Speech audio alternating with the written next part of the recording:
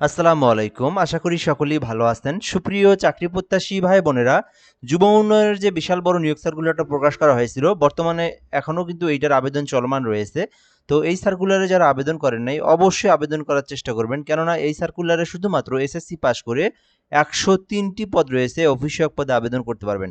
তো এই সার্কুলারটা সম্পর্কে যারা জানেন না বা যারা জানেন কিন্তু আবেদন করেন নাই, অবশ্যই আপনারা সম্পূর্ণ ভিডিওটা দেখবেন। এই ভিডিওর মাধ্যমে আমি আপনাদেরকে এই সার্কুলার নিয়ে সকল তথ্যগুলো জানানোর চেষ্টা করব। এখানে পদের নাম রয়েছে, পদের সংখ্যা, বেতন স্কেল, শিক্ষাগত যোগ্যতা, কিভাবে আবেদন করবেন, ঘরে বসে থেকে কিভাবে আপনি আবেদন করে নেবেন, এই বিষয়গুলো কিন্তু আমি আপনাদেরকে এই ভিডিওর মাধ্যমেই দেখানোর চেষ্টা করব।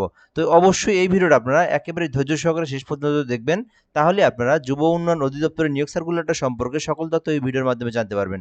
আর আমাদের চ্যানেলে যারা নতুন আছেন অবশ্যই সাবস্ক্রাইব করে রাখবেন। বাংলাদেশের সকল নিয়োগ সার্কুলার আপনি এই চ্যানেলের মাধ্যমে পেয়ে যাবেন।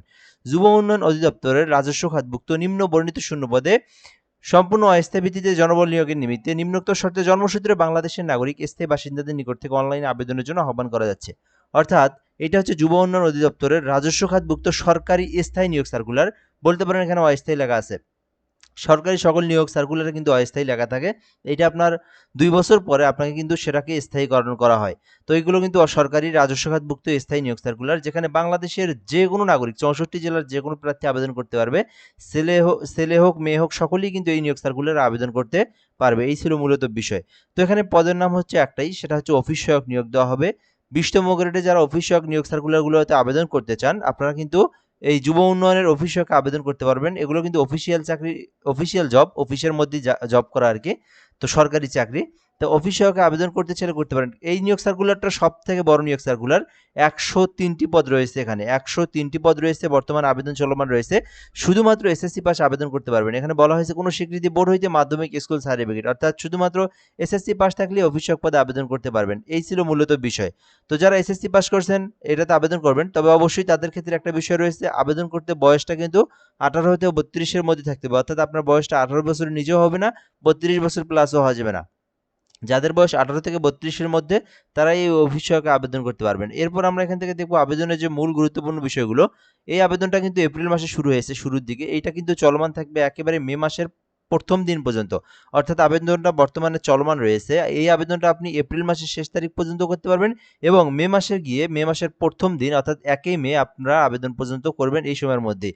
তো যাই হোক, এটাতে দ্রুতই আপনারা আবেদন করার চেষ্টা করবেন, দেরি না করে। যে যখন ভিডিওটা দেখছেন অবশ্যই আপনারা আবেদন করবেন। এখন আবেদন করতে কিভাবে আবেদন করবেন প্রসেসটা আমি আপনাদেরকে বলে দিচ্ছি। এখানে আবেদনের লিঙ্ক দেওয়া রয়েছে। এই লিঙ্ক থেকে আপনারা আবেদন করতে পারবেন।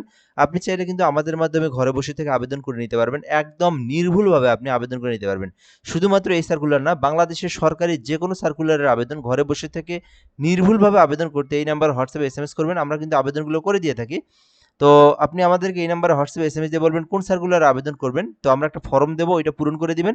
আমরা আপনাকে সঙ্গে সঙ্গে অ্যাপ্লিকেশন করে অ্যাপ্লিকেশন কপির পিডিএফটা আপনাকে পাঠিয়ে দেবো। তো চাইলে আপনারা ঘরে বসে থেকে এই নাম্বারে যোগাযোগ করে আবেদন করে নিতে পারেন।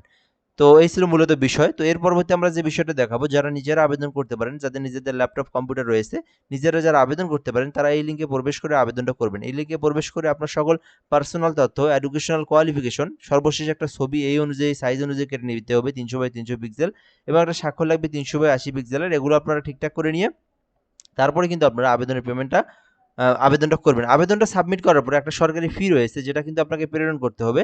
তো এখানে সরকারি ফি হচ্ছে বলা হয়েছে এখানে ৳৫৬, অর্থাৎ এখানে যেহেতু ২০তম গ্রেডের সরকারি ফি ৳৫৬, এখানে ২টা এসএমএস সহ প্রায় ৳৬৫ মতো খরচ হবে। আপনারা যারা আবেদন করবেন ৳৬৫ আপনারা টেলিটক সিমে রিচার্জ করে তারপরে আপনারা ফি জমা দিবেন। আর ফি জমা দেওয়ার প্রসেসটা হচ্ছে, প্রথম এসএমএসে আপনারা লিখবেন ডিওআইডি, লিখে ইউজার আইডি লিখবেন, তারপর 16322 নাম্বার টেলিটকের নাম্বারে সেন্ড করে দিবেন। পরবর্তীতে পিন নাম্বার দিয়ে 16322 নাম্বারে সেন্ড করে দিলে আপনার পেমেন্টটা কিন্তু সাকসেসফুলি সম্পূর্ণ হয়ে যাবে। তো যারা এখনো আবেদন করেন নাই এই নিয়োগ সার্কুলারে, অবশ্যই দ্রুত আবেদন করার চেষ্টা করবেন। এইটা অনেক বড় একটা নিয়োগ সার্কুলার।